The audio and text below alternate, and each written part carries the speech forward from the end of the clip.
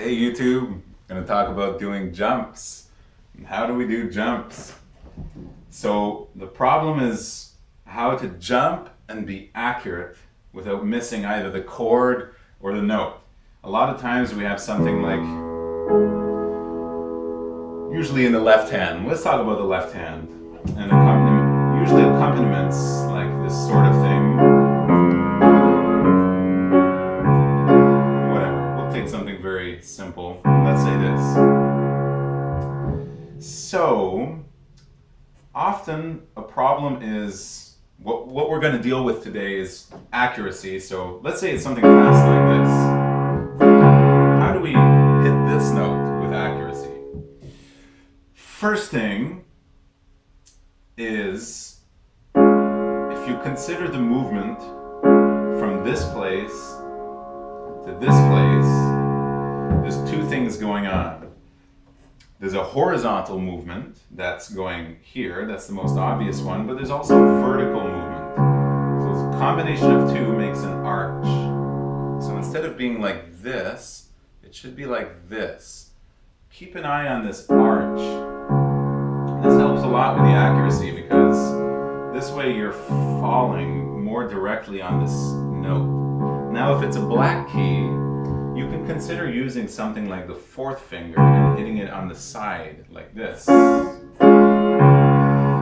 like this because you could use 5.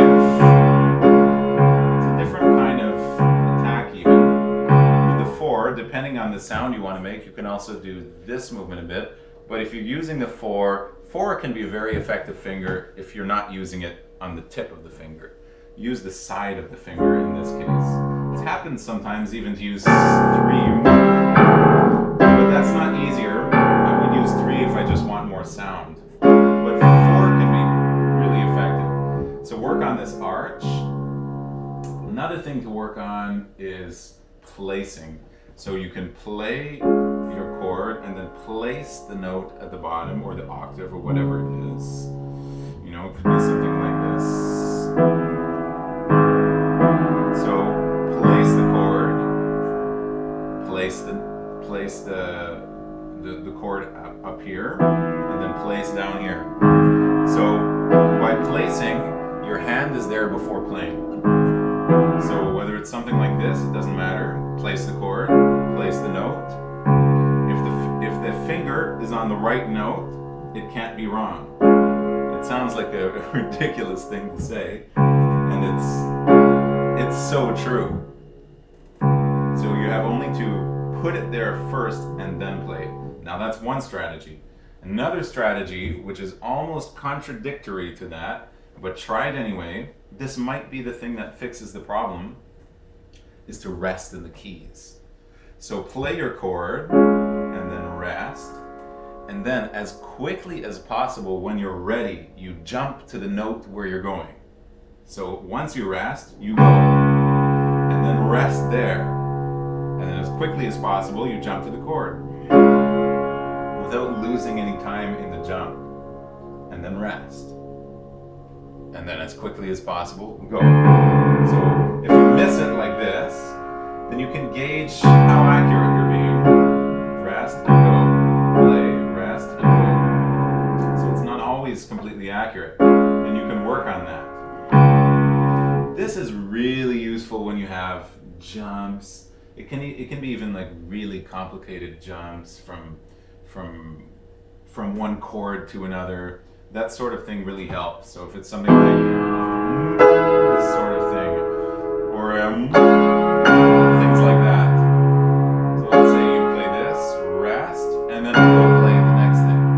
Or even better, play this, rest, and go play this, and then rest in here. And you can go back and forth like that.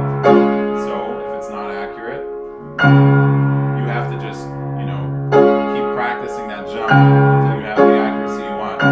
Okay, let's talk about this. Speaking of black keys as well, and using the sides of fingers.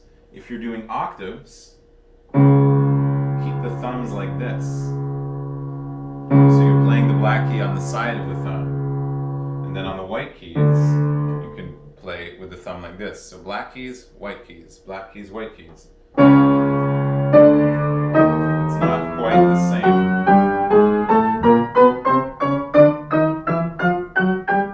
This helps. So you're not playing black keys like this if it's an octave.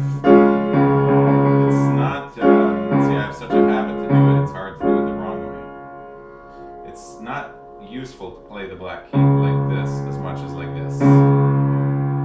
So that's a lot more accurate. So this is all about jumps. Probably the most important thing is the arch. Make sure you have this arch in your movement when you're going down. If it's just horizontal, then you have chance to skid on the note or hit somewhere next to it.